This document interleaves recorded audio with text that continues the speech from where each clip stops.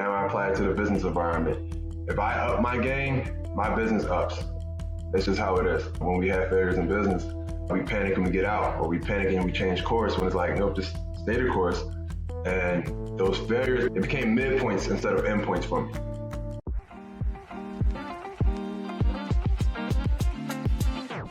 Hey everybody, I'm super excited to kick off our Happy Productive today. We have a really cool guest. His name is Joel Green, and he's done so many amazing things, like professional NBA player, has a pro training company, just amazing stuff. So I'm super excited to have a great conversation with Joel today. Joel, welcome to the show. Jennifer, thank you. I really appreciate it. We're super excited to have you here. Thank you for having me on. I'm really excited for the conversation, just to, kick things off. Excellent. Well, if you wouldn't mind, just introduce yourself to the audience and just give us, a couple of minutes on just who you are and what you're doing. Well, as you already mentioned, played professional basketball for some years after being a Division I basketball player, which was, a lot of work in itself. And just, really decided to apply those same intangibles to the business world. And shortly after stepping away from the game of basketball, I would say probably 6 to 7 years sooner than most anticipated, I started a company, pro level training, as Jennifer said, and has always had an itch just for business, always. When I was playing in Ireland one season, I got my business license over there, and just I always knew that I would do something. I had about 4 or 5 businesses that didn't work out before I found what needed to be found, and stuck with that, and decided to retire from basketball early, and just go ahead and see if I can be domesticated a little bit and stay home, sit tight, and everything worked out. And I started pro level training. Our company turned a lot of heads because of the way we would train kids, and Nike caught wind of it, and Nike Sports Camps ended up partnering with us. And by way of, I became a national director for Nike Sports Camps. And en route to all this, I was doing, Jennifer makes me sound cooler than I actually am, but she said I do a lot of cool things. I did sports and fitness modeling and acting, featured on a TV show, commercials, and just some cool stuff. Being on the Cheez-Its box, things like that, and just a lot of really innovative and creative projects that I worked with and worked on. So, beyond all of that, I'm a speaker, so I go and speak at different venues, which I love. It's my passion to really impact people, whether it be the youth or the many adults I talk to, entrepreneurial expos and things like that. So that's me in a nutshell. Oh, I love it. And look, when you get on the Cheez-Its box, you're cool. That's just it. Like you kind of made it to a level of that's pretty cool when That's you're on the right. Cheez-It box. I'm still going for Wheaties. I haven't made it there yet, but still I'm going for Oh, I love it. I love it. it. Well, one of the things that you said was I had 4 or 5 businesses that didn't work out before the one that you're in right now that is working out. Let's talk about that a little bit because a lot of our listeners are all business owners, and we all know that, you're going to have a lot of failures. But if you're on that path and you're in that journey and you're failing, it's such a hard place to be because you Mhm. just feel like, you're all alone, the world's going to Absolutely. end, there's nothing after this, you know Right. how we go. So talk to us a little bit about just some of those earlier failures that you had in business. Well, again, for me, I'll be honest, having an athletic background, it prepared me perfectly for business.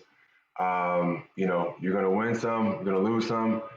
And that's what prepared me for having some losses in business. But I always tell people now, I win some and I learn some. I'm undefeated now. I don't have I don't take any losses because every single thing is a lesson for me.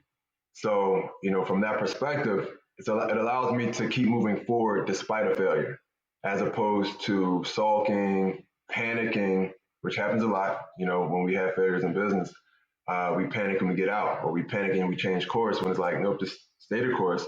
And those failures became midpoints instead of endpoints for me. So every time I would come up short of an initial goal, I said, all right, cool. Let me just take a look back and really just assess why I failed, that I don't do it again. And just any failure I would say that I ever had, or anytime I came up short, I always reached out to a mentor and say, hey, look, what would you do? Someone that's more successful than me at that certain point in time. I'm like, okay, what would you do in this instance? I get as much advice as possible, and I pivot as much as I can, and just it's hard to sit still for me. So that's a blessing in disguise to where if I happen to come up short or I fail, I'm going to keep moving forward no matter what. Hopefully, it's in the right direction, but I'm going to keep moving. Do you think that like your athletic training kind of helped you develop that mindset? Yeah, I would say I developed a callous to defeat. Just being honest, I didn't care about it. I knew that with every single defeat, there was a reason why I was defeated. There was a reason why I lost. There was a reason why I came up short. And if I dared myself to look into those reasons and I try to ignore them or brush them under the rug, then that rug wouldn't pile up and I'd trip over it again. So for me, anytime I came up short or I failed at something, especially in business, which was a different level of failure outside of sports because I can't say it was more public, but people relied on me in a different way. Money was involved in a different way. I didn't have teammates, so it was all on me. So I had to hold myself accountable at a different level, and that actually helped me. That pressure actually helped me work that much harder because I knew that people counted on me. And I've been a captain on different teams I've played on, so I was used to having that level of accountable pressure. So I embraced it. I embraced it. It's things I tell my athletes and I tell, different organizations too, embrace the fatigue. You have to embrace the fatigue. When you embrace it, that's when you tap into the second win. And that's one thing I practice all the time. Anytime I'm fatigued, I'm tired of working on a certain project, or I'm getting that burnout or that small word yet start kicking in, which can be damaging. I embrace it. I lean into it and just say, look, try one more thing. And that's what always helps me out. Just like trying one more thing and saying, all right, look, I messed up. Let's see what I can adjust and make happen. Very nice. Now, your company, Pro Level Training, what are you guys training? Tell everybody what you're doing. Well, we've trained up to 9 sports. So, water polo, basketball, of course, that's my specialty, football, lacrosse, everything, soccer. And now we're really specializing in the camp venue. We've grown so much around the country where wow, we're in 16 states in about 35 countries. I mean, 35, yeah, 35 cities rather, and we're in 2 different countries. We're here and we're also abroad in Canada. And so with that, we haven't gotten away from the individualized training, but we do more camps because now we can train the masses. So we have a lot of camps and clinics around the country by way of our Nike partnership, and we show kids what it takes to get to the pro level. We know that everyone's not fortunate to make it there, so our objective is to say, hey, look, we know that you love Mia Hamm. We know that you love Steph Curry. We know that you love these different players, Serena Williams, whoever the athlete is. We want to show you what they are doing right now, in moderation, of course, and we'll deliver it to you so that you can truly know what it takes to get you at least to your middle school team, your high school team, to maybe get to college. And if you're fortunate enough to make it to the pro level, you have all the tools with you now, physically as well as mentally, which is more important for me, to be honest. Um, we give them those tools. I love this. So I would love to hear your take on. So one of the things that we've been talking a lot about. So last year, I committed to do a Spartan race. A Spartan race is an Wow. obstacle course race where you're doing distance, you're out on terrain, and you're doing obstacles, many of which I can't do. It sounds cool, but it's just like it's not very cool. When you see some of the obstacles, and I'm like, yeah, that's not happening. Let me go Wow. do the penalty loop. So Mhm. I had committed to do one, and then that kind of turned into three, and then three turned into 12. And so last year I Wow. did 12 Spartan races. And what happened though was that my business revenues multiplied by 2.5 times. Wow. And that to me was such a surprise. Mhm. Like I didn't expect that result in my business when I increased my physical what I could do Mhm. physically. Yep. And I think you're the guy to talk about this because you've probably seen this too. And it was one of the things that caused us to, we actually this year, we just launched our Unbreakable retreats where we now do 3 days of business coaching. And then on the fourth day, we go out and we do a Spartan race. Okay. And just the results that people are getting from these are really amazing of pairing the physical fitness with or a physical challenge with, business. Okay. And I learned so much about my own mindset just out on those courses of just, digging in. And when you're like Mhm. going through 2 miles of swamp and you're, Right. waist Right. high in the swamp for 2 miles, you're like, yeah, I'll go sit and work on my business. Hiring that Yeah. new person is not a problem. I can handle this. Exactly. But I would just love to hear your take on the concept of your physical fitness and your success in business. Well, number one, kudos to you. I know about Spartan races. That's nuts. I haven't actually just did a 10K yesterday in Philadelphia, and having to think about that plus going into the swamp and doing these other, that's pretty crazy to me. So I give you a lot of props for that. That's impressive. It's But crazy for sure.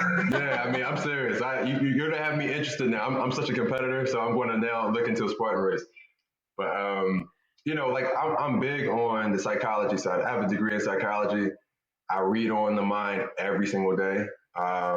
Read countless books and just that's what I love. So when I have an assessment with an athlete, uh, that's the first thing I check. It's funny, even when I'm having a business meeting, if I'm just meeting someone for the first time, networking, I'm picking their brain, I'm picking their mind just to see where they are currently, to see where I can help or assist, through that network, through that connection.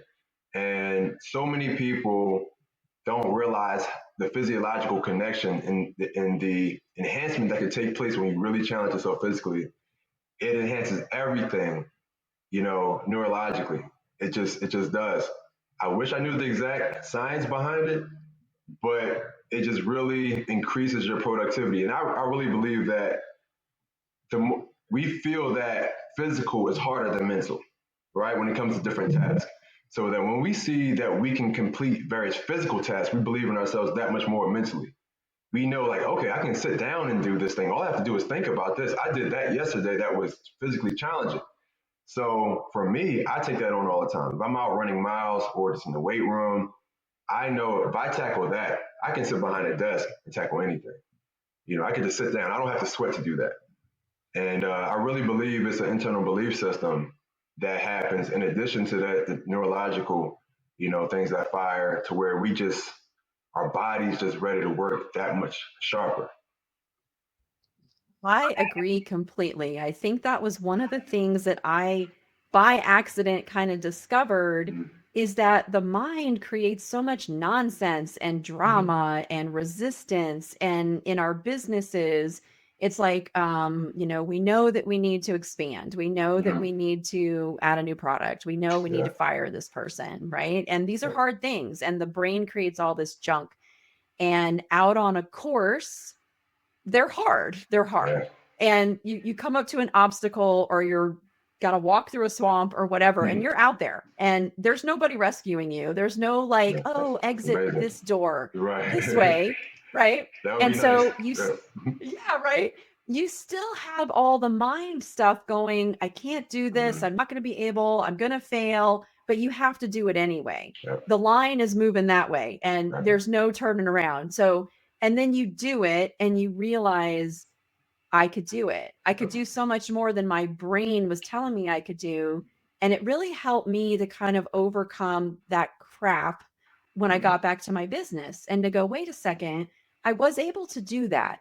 So I could probably handle this and to Mm-hmm. almost just somewhat kind of ignore some of that stinky thinking. Mm-hmm. And I think in your training as a pro athlete, I've seen this like with pro athlete, and I don't know anything about pro athletes. I love sports. I Mm-hmm. love sports, and there you go. But as a spectator, I've never played professional athletics. But the Yeah. training, I think Right. the training to be a pro athlete in that mindset that when you said it sets you up to be perfectly to be in business, that correlation there is that mindset I think is kind of the key. Big time. I'll be honest. I can even relate that back to college. My last 2 years, I was on. I had honors as far as grades go, and I graduated college with honors. Those last 2 years, my training picked up significantly. I'm talking about I knew that being a pro was around the corner, so I took it that much more serious, and I said, okay, if I'm going to be a pro, I have to get myself in the absolute best condition possible and just be as sharp as possible. I'm going to be critiqued as much as anybody can be critiqued at this point in order to make it to that next level. So I turned everything up. Literally, I trained from 9 to 11 hours a day during my off seasons, and it carried over into my professional off season. I tell kids all the time of my regimen. I woke up 4:30 in the morning, four a lot of times 4 in the morning, and 4:30 was a nice break for me to wake up. And I used to love the 4:30 wake ups because it was just like, oh, I get to sleep in half hour. But I would be out on the track by 5:15, start my work out there, and I would just go up until about 7 in the evening because I would have a pro am game or something in the evening. And after training like that, my grades picked up.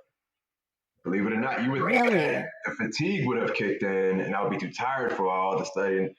I number one, and you can attest to this, I'm sure.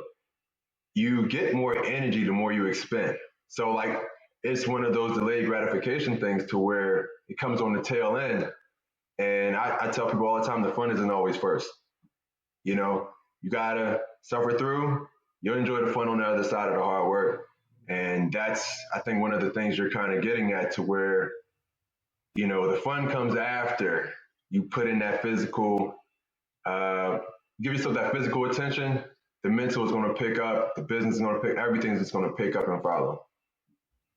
I love what you said that you were working harder physically and then your grades actually increased. It's that Go same figure. thing together. Oh, I love it. I love it. Now, you're clearly a super successful guy. I would love to know because sometimes it's easy. We listen to a podcast and you hear about a really successful person and you think, oh, well, they had it easy. And I always say to people, probably not. And so tell us a little bit about just your upbringing. Did you have everything handed to you or did you have to work hard for it? Like what did that look like? That would have been nice. Well, actually, it wouldn't have been nice to have everything handed to me. And I didn't. I certainly didn't. I grew up in Philadelphia in an abandoned house in North Philly, to be exact. Um, I was actually the 10K that I ran yesterday was right across the street from my old neighborhood, which I make an effort to visit every single year, just to kind of reflect on where I come from. And it's intentional for me because I don't want to forget what instilled the grind in me. Just being honest, I did whatever I could to escape that. In addition to what my parents were doing to help us escape as a family, but it was a rough upbringing, and like literally, to give you context, at 6 years old, I'll never forget, in 1991, I was about 10 feet away from a shooting, and that was the only person there outside of the two shooters and the kid that got shot. And having to run away from that, thinking I was gonna get shot in the back at 6 years old was, it's hard to even put any 6 year old. I have a 9 year old son, and I remember when he was six, I thought back on that situation that I went through. I said, I can't imagine him in that situation. And just having to deal with that. It could be traumatic. It was traumatic. I never forget. I went home and called my mom crying. She worked at an insurance company. I said, I don't want to live here anymore. I want to move. They saw me. They saw me, and I don't, I don't want to get shot. Anyone, let alone a child, has to say something like that. It's traumatic. And so having that upbringing, I had a knife pulled out on me when I was about 9 years old. Having these type of things happen, it bred, again, like I mentioned, a callus earlier. I developed a callus to defeat. I developed a callus to downturn, to be honest. Fortunately, I started off on the lower end as opposed to the higher end because if I happen to fall, I've been there before. I know how to get back up. Do you feel like the earlier upbringing really helped develop that mental toughness of I can fall and I can get back up because I've been there? Yeah, I would say it definitely helped develop that side of me. And again, for sure, you need mental toughness in business and life, period. It helped me so much because I saw what you can come from and achieve despite. I've been told that, my whole schools have been told in elementary, middle school, you're products of your environment. And as I grew older, my parents helped me to see that's not the case. No, your environment is a product of you. And once I really adapted that and began walking in that, I realized that it's true. I'm not a product of my environment. It doesn't matter how terrible my environment is. If I change, the things around me will change. So I had to stop getting in trouble or just make sure I listened to authority. And the moment I respected authority, they respected me more. I realized literally my environment is a product of me, and I applied that to the sports environment. Now I apply it to the business environment. If I up my game, my business ups. That's just how it is. Would you say that there was any particular moment where you made that decision that, we're growing up in this abandoned house and you're seeing shootings? Was there any moment where you made any kind of like a decision, I'm going to get out of here or I'm going to do something different? Or was there any moment like that? Great question. I would say yes, and I was probably about 5 years old, believe it or not. My parents, they're big on planting seeds. They've done it, sneakily our whole lives. I'm the youngest of four, so it was six of us, in the house. Again, it was an abandoned house, so we didn't always have. We used to have kerosene heaters, if you're familiar with those. But back in the '80s, and if there wasn't enough kerosene you know, in the house, it was enough for one room, so we would all sleep on their bed. All six of us. Which I promise, I don't know how it happened because we're a big family. I'm 6'8". Obviously I wasn't at the time, but my siblings are already tall. I don't know how we pulled it off, but all six of us we would be in the same bed. And not every Sunday, but every once in a while, after church, we'll go get a water ice and a pretzel and drive across the bridge to New Jersey, to South Jersey, the suburbs of New Jersey. And coming from a house that actually still had a couple boarded up windows and we had graffiti on our walls and everything. We had holes in the staircase. We used to play hopscotch around the holes in the staircase for fun. But they would take us over to South Jersey to an area called Glassboro, and we would go into model homes. And I never forget, I was about 5 years old. The smell of new carpet, new paint in these model homes was like, wow, it's quiet. And I would see this water coming out of the ground. It was sprinklers. I didn't know what it was at the time. And I'm like, this is a nice neighborhood.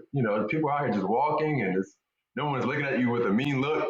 And I wanted that. That seed was planted in me at 5. I wanted to escape where we were to get as close as possible to that because it smelled good.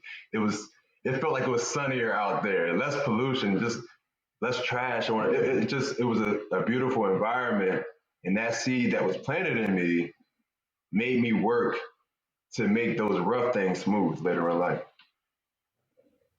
I love that so much. Not I had a difficult upbringing as well. Our parents moved around a lot. An abusive father, things along those lines that had to be overcome.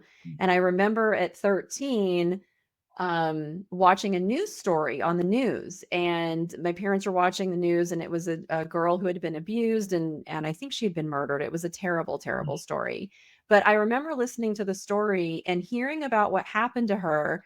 And it was almost like the first time the awareness came on because it was like, wait a second, I've been abused like that too. And I was seeing the parallels in her story. And I remember at 13 saying, this isn't going to be how I end.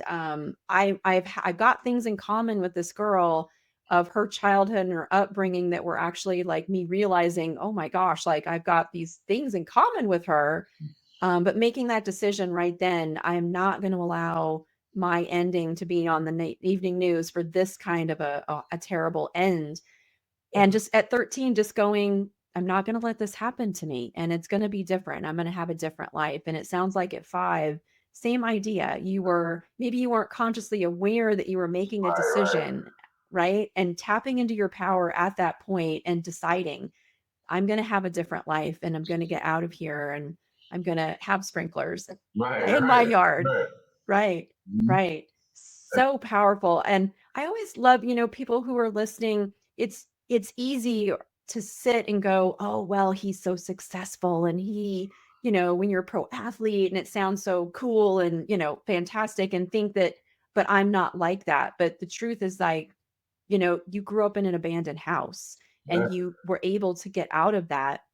And if you're listening right now, look, I don't care what the circumstances are, you can get out of whatever situation it is. And I hope you're hearing this and inspired to know that for most of a lot of successful people, it wasn't just handed to them on a silver platter. Like you had to work for it, you had to work hard for it.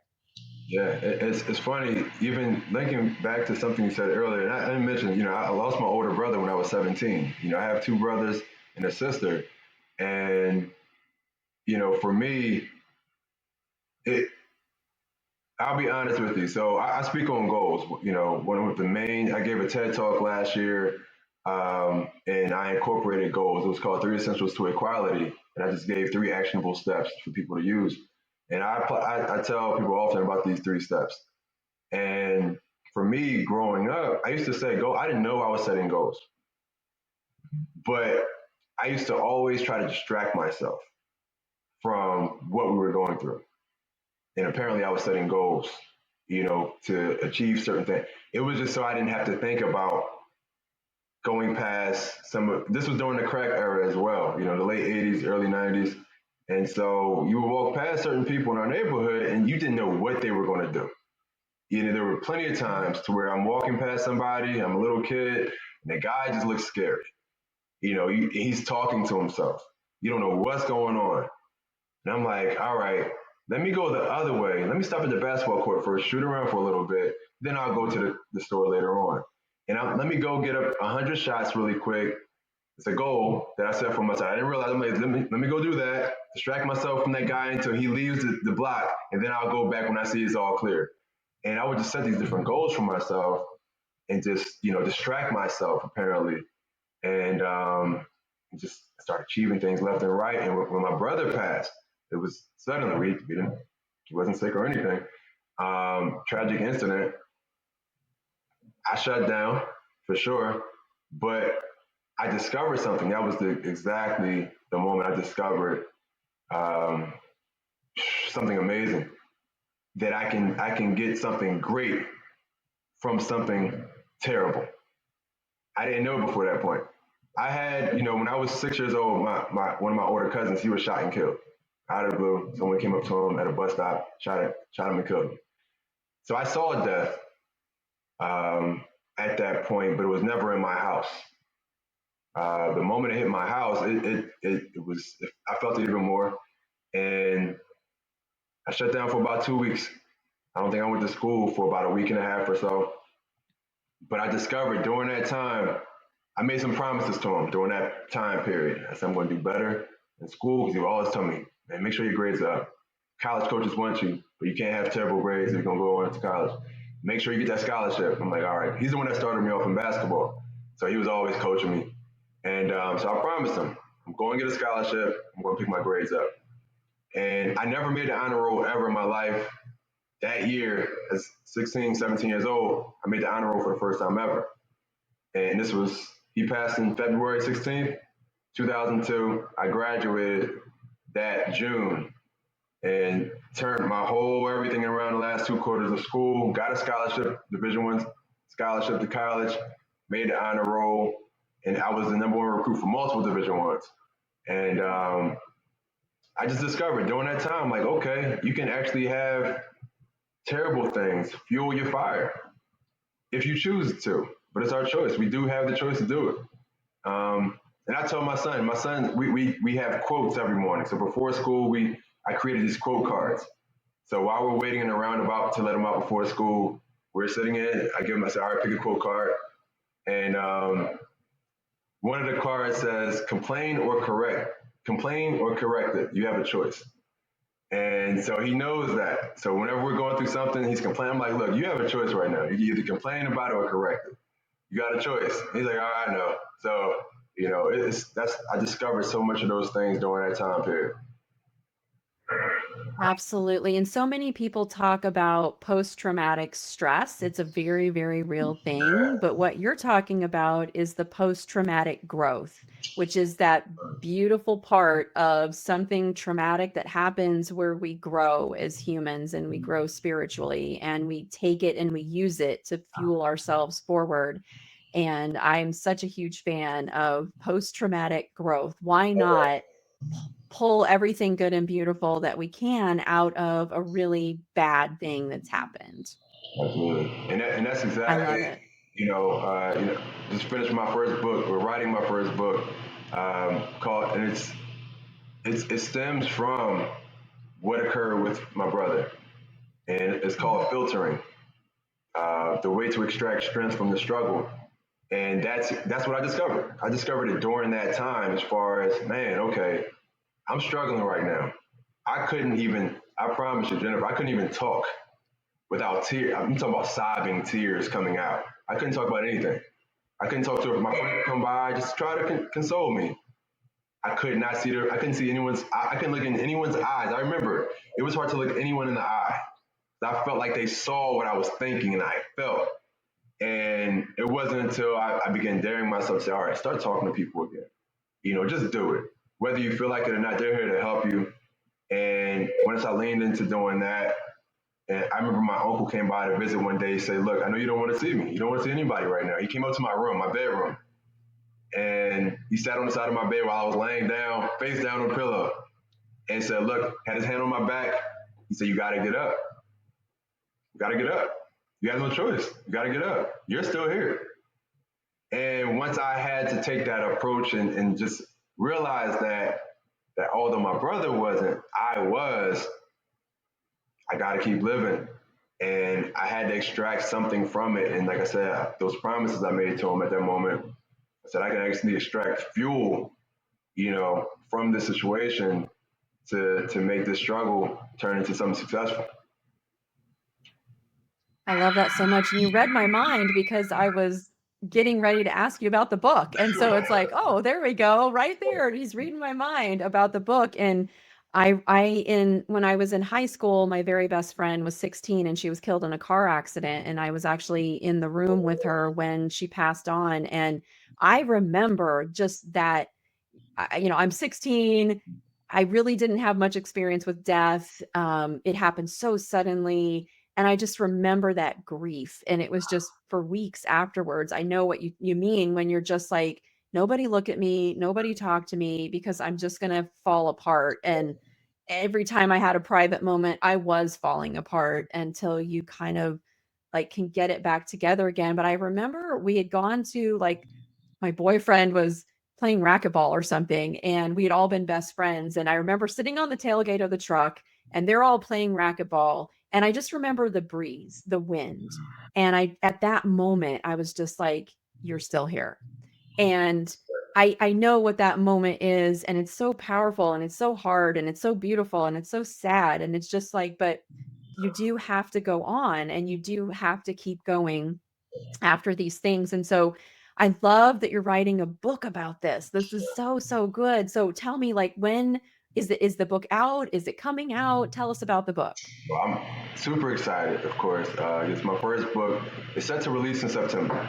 So September the 6th is the tentative release date, but it's going to be a very impactful piece of content for so many people. It's 6 years in the making, believe it or not. 6 years ago, I began writing the book, making notes toward the book, and I paused for a moment, especially during the pandemic. I wanted to take it in. I wanted to see what this thing was about. Is this going to be the next plague? Is this going to be an airborne situation like on the movies? What is this thing? So I took off for over a year just to really assess that. And even prior to that, I was going through some things. I took off a little bit, but still contributing notes to it. But I started it back in 2016. And I had the name of the book of it then, and I stuck with it and just added content to it over the years. And I said, I have to do this. I have to. People were telling me for 10 plus years before that point, you have to have a book, man. You have to have a book. You need to begin speaking. I'm like, no, that's not me. Speaking, absolutely not. Like I'm terrified to get on the stage. and speak. And I came up under two pastors. Like my parents are pastors. I've seen my family on stage. My sister, she's a singer. Like I've seen, but it wasn't me. My stage was a basketball court. And but the moment I began hitting the stage and I spoke my story, or just a small portion of it with minimal detail, people were in tears. And I said, man, this is helping someone. This is helping someone. And they would come up to me afterwards and say, thank you so much. And I'm up there venting my story, but then I realized my story wasn't for me. And the moment I took that on, the fear of public speaking left me because I realized it wasn't about me. I became more selfless as opposed to selfishly thinking, well, I'm afraid. Like, no, but they need what you have to say. And the moment I said, okay, I need to give full detail, full transparency, I said, I'm going to write a book. And the book is just really showing people how to properly make adjustments, how to pivot, how to get beyond obstacles, how to see things from different perspectives, to where there's multiple vantage points when it comes to every single thing we go through. And if we dare ourselves to kind of get out of our emotions a little bit and see that, we can get a prize from everything. It doesn't matter how terrible a situation it is, we can get a prize from everything. So that's really what the book covers, and so much more, a ton more. But it really shows people actionable steps as far as how to extract something great from whatever you go through, even if it's a victory. What a lot of people overlook is that we all want to repeat that victory again, but we don't always lean into that victory to extract what we did to get there so that we can rinse and repeat that process. So for me, I won 2 national championships in college at 2 different schools. And I took that to I took the same thing I helped my team do here, and I took it over there, and we did the same thing. And I learned over the years how it's all the process. If you lean in and you take note of what the process is, you can apply it anywhere in life.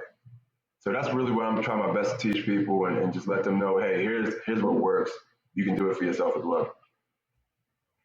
I love this so much. So, Joel, share with everybody if they want to go find out more about you, if they want to get the book when it comes out, where should they go to find you? Well, you can find me on my website, which is joelbgreen.com. You can see a whole lot of information about me there, some of the things that we discussed as far as the Cheez It box and just some other fun tidbits.